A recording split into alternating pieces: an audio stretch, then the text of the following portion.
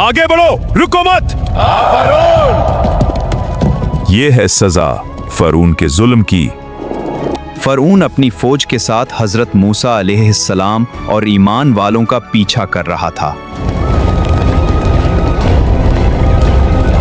जब वो समंदर तक पहुंचे तो आगे पानी था और पीछे दुश्मन की फौज।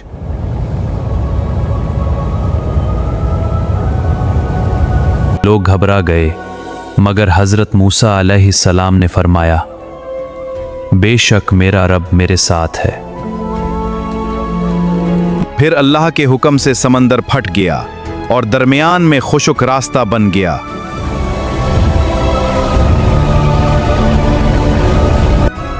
हजरत मूसा अलैहिस्सलाम और ईमान वाले सलामती से गुजर गए।